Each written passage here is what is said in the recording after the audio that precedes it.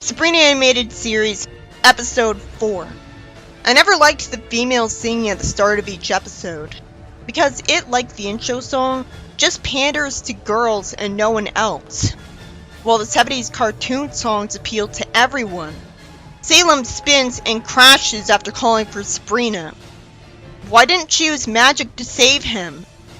Sabrina complains that it's not fair that she has to pay for a doll Salem broke, and she should know that there's no way he could get the money himself, assuming that the family forbids him from simply zapping up gold and selling it. It makes the plot forced when it doesn't have to be, and it's because of this she wants a job. Because she's too stupid to simply zap up a new version of the doll he broke. It makes sense if her aunt told her to get a job to learn the value of $1, and it'd only feel okay after I saw one of them zap up a copy of the doll. At least that way she wouldn't be forced to take forever earning enough money to buy a new doll, because she could be told to spend less time than that in the job. I assume Quigley thinks that getting around this with magic is cheating, and that's why she won't zap up gold and sell it. The point is, why do you have to have a needlessly frustrating excuse for her to get a job instead of just having her get told to get a job for a normal reason? Sabrina was more sympathetic when she was being raised to be a witch, but she was like, no, I'm not gonna do that. I'm gonna be a normal girl and do good with magic every episode. Eventually, we see Salem at the pet show. So the whole concept of Sabrina looking for a job was wasted. We didn't even get her being productive to the city out of this premise. I guess Quigley doesn't desperately want her to get a job. She finds out Harvey's at the pet show because he got a cat that just showed up at his door the other day. Unlike in the comic, Salem's been reluctant and embarrassed about the pet show the whole time. Or it might just be the fact that he hates being trapped in a cage. He spins around dancing, and somehow all the judge says in response is very nice at that physical impossibility. It has to be that cats in this universe can also stand up. But Salem's shown juggling. There's no way the judges would not figure out something supernatural is going on. Especially when the other cat does a wonderful job playing piano and Harvey wins. It's obvious the judges are witches who just don't want to talk witchcraft in front of any potential mortals. And they're too lazy to confront them on this. Salem then finds out the other cat is a witch. There's no way nobody would have heard this commotion aside from the two of them when we just saw that Harvey and Sabrina were in the same room as him. He tells Sabrina that he told her to meet him at a tower, only for him to stand her up because he was too scared to propose to her. And then he never talked to her again, even though one, he could have warped her to him and erased her memory of being stood up. Although I guess his logic was he was too ashamed to ever face her again. And two, she could have effortlessly warped to him, or warped him to her. And the fact that she didn't implies that she didn't want to see him again. Not even for revenge, somehow. So I have to assume she was just too polite to forcibly go to him. Which is a miracle because any other woman would have done that. And it doesn't seem like it would make sense for her to be too polite to get revenge, when she must have been turned into a cat for doing something evil. Sabrina tries to reassure him and tell him to make it up to her. And he's probably right that she still hates him after 400 years. Sabrina has no reason to trust her around Salem, though Salem didn't tell Sabrina that she abused magic against him. The instant Salem asks her to forgive him, she kisses him. We see them watch a drive-in movie and kiss in front of the projector. Why did it take so long for her to say she forgives him for standing him up? She says there's nothing to forgive. This makes me assume she's not really the woman he knew. And of course it doesn't help that I already saw a story like this in the comic, complete with a white cat. Salem seems to be walking out of Sabrina's house with a briefcase. But somehow she doesn't make a huge deal out of it like in the comic where he was gonna move out. Instead, he somehow thinks he's allowed to try to leave the house when the Witches' Council put her aunts in charge of him, and eventually says he's afraid to commit. And she lectures him and tries to pressure him into it. Eventually, she asks Zelda if there's a spell for commitment to make someone love someone so much that they'd want to spend their lives together. Zelda says it's a bad idea, but of course she doesn't properly try to convince her, so she gets a scroll from Spooky to conserve magic. She causes Salem to have a dream about how wonderful it'd be to be married and have loving kids. It's so freaky to see him be tall with human clothes. When the woman says they'll sing the daddy song, it gets sickening. Why did they put this in the show? Zelda couldn't have outright told Sabrina about the fact that rupees exist, and people who literally force people to let them kiss them exist. Because God forbid you tell a preteen that. So because of her being too cowardly to give her a mandatory talk, the rest of the plot happened. The RG Comics has Ethel in it, so she could have still used Ethel as an example of why she shouldn't do these spells. But I guess she wouldn't have listened to her anyways because Salem's already in a relationship with that woman. Sabrina says the witch cat's name is Scheherazade. If you don't go with a simple name, it's gonna take longer to memorize it. Hilda warns her that it's a very bad idea for Salem to marry her. They could have had this talk earlier, but I understand why she doesn't communicate more with her aunt if her parental figures are so happy about grounding her the slightest provoking. Hilda says she somehow remembers the night that Salem stood up his former bride, while she saw her dancing with another man. It makes sense that she didn't tell Salem because she assumed Salem wouldn't believe her. But she could brainwash him into believing her, so yeah, there's no excuse. The aunts bully him with magic all the time, so they don't care about accepting him either. And she got turned into a cat for stealing the husband of every witch in the council. It's quite a coincidence that literally all the husbands are just happy to cheat. So somehow every witch in the council is a woman. So Hilda used to be friends with Salem centuries ago, which probably explains why she was tasked with housing him. But it just seems unlikely. I mean, most people lose contact with the people that they grew up with in high school after they graduate. Sabrina eventually spies on Scheher in a trash can, and conveniently hears her tell someone over the phone that she's only marrying Salem to turn herself back into a human. I assume she's talking about this to a loved one of hers, who just conveniently loves her that much that she can trust him to still love her after she says that. Harvey stops briefly when Sabrina talks in the trash can. Anyone would assume he heard her and was reacting to the word spell. But somehow he dumps garbage on her anyways, when you'd think he'd see her. Sabrina warns Salem about the truth. Let me guess, he won't believe her, even though they're friends. Yep, that's why the scene is a waste of fucking time. To be fair, Sabrina casts a love spell on Salem to make him want to marry her. Of course he can't be talked out of it. But Sabrina would have just undone the spell. She'd get another scroll from Spooky if she thinks she can't brainwash him out of this.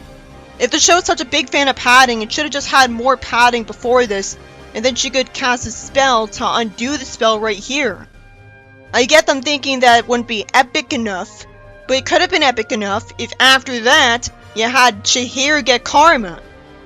Instead he goes to the netherworld, and she follows him and runs around until she sees a big heart-shaped door. Because cats aren't allowed to get married on Earth, so Salem has to get married in this universe. Sometimes Salem comes off as as stupid as Homer Simpson when he's trying to get Sabrina to abuse her powers. Because you'd think he would have learned after the first time. So I guess it makes sense that he didn't believe her. She rides on a swan, and it looks like Zelda's lecturing before she eventually gets thrown on land. I assume Zelda wasn't really there, and it was just a placement to scare anyone who's there with their own current worries. And it makes sense that Sabrina didn't just use magic to fly over the whole place instead of riding on a swan, because riding on a swan conserves magic. She sees Scheher and sees Salem walking towards her. Oh, so she can shapeshift herself, but can't do anything else that'd resolve a plot faster. She kisses the hand of Scheher, who says that she didn't say to stop, so she's grabbing the idiot ball here because she needs to get married, and she wants it to happen quickly so she'll turn back into a human faster.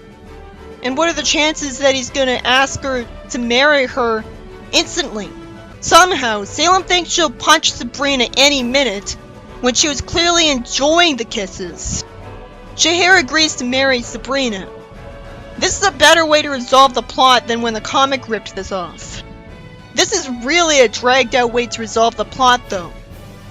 She should have turned Shahir into a frog, because she can shapeshift herself.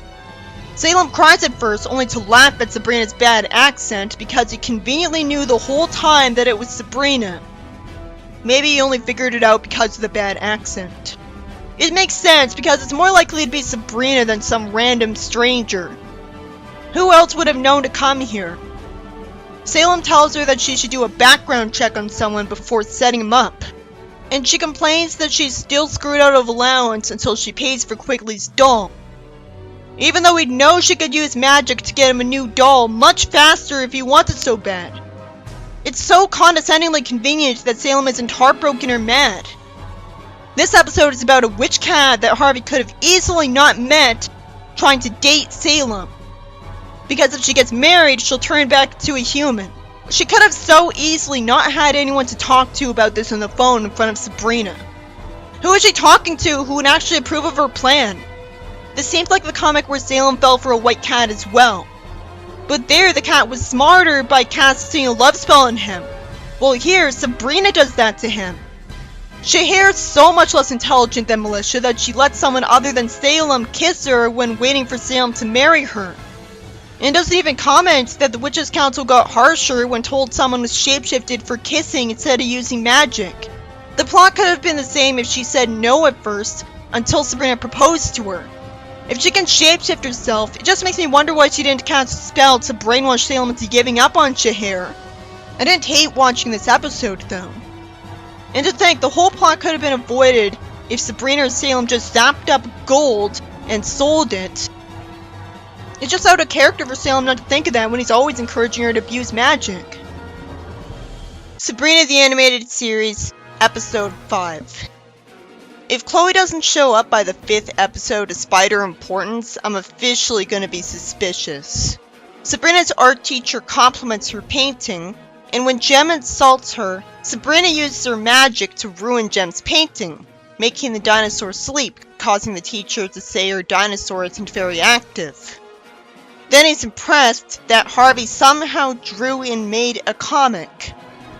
He says he doesn't draw hands well and his coloring is somehow sloppy. Not that we can tell. If he thinks it's bad, why did he bring it to art class? The teacher gives him a pamphlet showing him that he could go to a con to meet a hero of his. He's scared to show him his comic in front of people, so he turns down the idea. Harvey's better in this show than the sitcom. He's more sympathetic and he has depth. Sabrina tells Salem what's bothering her and that Harvey's coming over. Hilda says her hair is a harpy's nest and uses magic to make floating monsters fix her hair, which is convoluted compared to simply pointing to instantly fix her hair.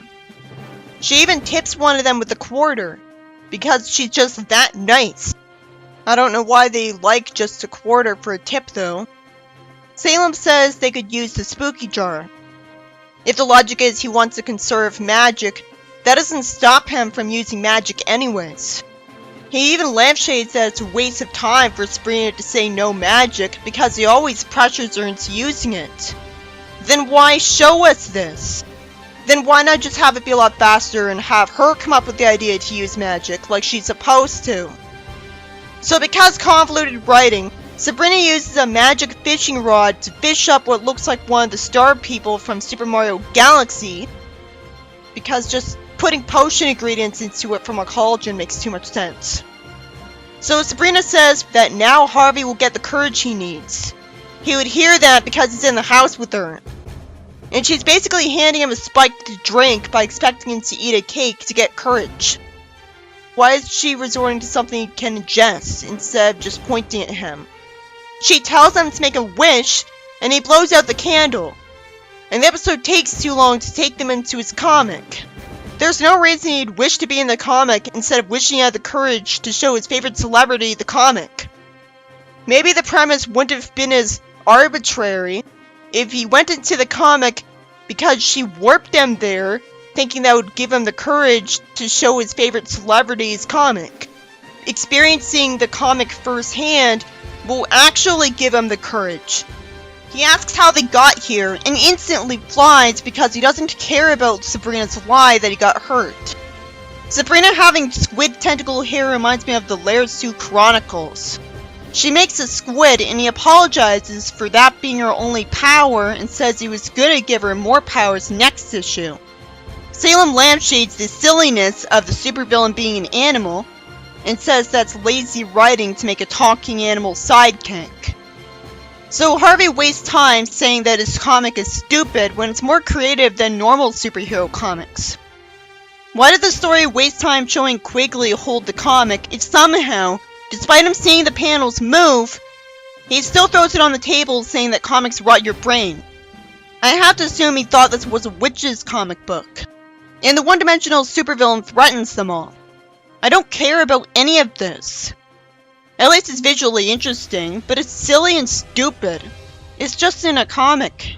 I hate that Jem was made a part of the superhero comic. Why is she and the other guy part of the comic if they're just here to nag Harvey that he didn't draw a door to their superhero lair and that he somehow can't draw hands? The supervillain whines about being ignored. Why didn't he just keep attacking them the whole time? Why did Jem get Rin to scream for multiple seconds to bother the villain when that also bothered the audience? And the green superhero shapeshifts to trap the villain, but eventually he gets flattened. And we see the supervillain free instead of being trapped. He complains that he looks silly. I don't understand why a part of Harvey's wish would be that the main characters of the comic would insult him at length and want to walk away together when they're supposed to hate the villain. So far, this is the worst episode in the show. They warn him about a bad guy and warp away. Sabrina tells Harvey he's not a loser, and Salem warns them about a floating monster erasing everything in its path. How is that thing here if Harvey didn't create it? That needs to be explained. Why is Salem scared that he'll die if the whole comic world is erased, when he talked like he knew he could warp them all out of here at any time? And yet he doesn't because he wants to humor Sabrina. So they all go to Harvey's base and see camera footage showing the monster. Harvey wastes time angsting at length that he's a joke for no reason. Someone wastes time and says Harvey has an inability to like himself. Salem snarks about him, and Sabrina somehow comes to the conclusion that the monster is only growing because of Harvey's whining. Somehow that doesn't cause him to stop whining.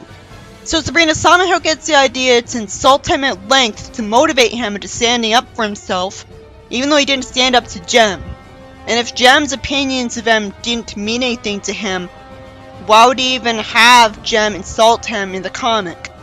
He stands up for himself that he's a good artist, and she agrees and he thanks her, realizing what she was doing. Because Salem calls the monster Blobby, Harvey remembers that in the Blob they use fire extinguishers to freeze the monster, and so he types in the hopes of doing the same thing to the monster, even though there's no guarantee that it'll work on whatever the hell it is. And it works. It gets frozen, and Harvey shoots ink and runs out. Sabrina sends a squid into his weapon to check its gun, and the weapon makes a hand to pick up and hit the blob into space. The animal says he did it too somehow, because he needed his insight, even though it was clearly Harvey's idea to save them all and he did almost everything. Salem insults him, and he somehow figures out he needed a radio to talk and destroys it just by stomping it, because he's magical. And the animal gets carted away in a van. Conveniently, they all get sent back to the real world. But it's not like they were actually passed out. So it was a real world. It was just a parallel universe. And that's what I have to assume because it wouldn't make any sense otherwise. Sabrina tells Harvey they were on their way to the comic convention when he tripped. And that convinced them to plan on showing off the comic to the celebrity lights. She better hope he doesn't find out that you can't dream when you're knocked out. The artist gives him the same criticisms Harvey gave himself, but then says that his comic's way better than his early work. A cliche complaint. I guess nobody's suspicious of the aliens walking around because everyone assumes they're in costume. But why are they there? This episode was mostly boring because it was taking place in a superhero comic world in a different art style when I'm not a fan of superhero fiction. But it could have been a lot worse. As in, while I'm thankful it's over, it's not as bad as I expected the animated series to be. It always seemed arbitrary when they were in the comic universe, because Harvey could have easily wished he had the courage to show his comic to a celebrity because it'd be a continuation of the story. But instead he somehow wished he could be in his comic. I thought Sabrina would simply give him the courage with what she was giving him, not do something as risky as this. So this whole story feels arbitrary. At least the superhero universe was trying its best to be creative. I was bored when the supervillain was fighting, so it woke me up when their enemy was a flying green fireball instead, even if it did have no excuse for existing. Because at least it was doing something threatening and evil looking. I don't even remember what the supervillain did.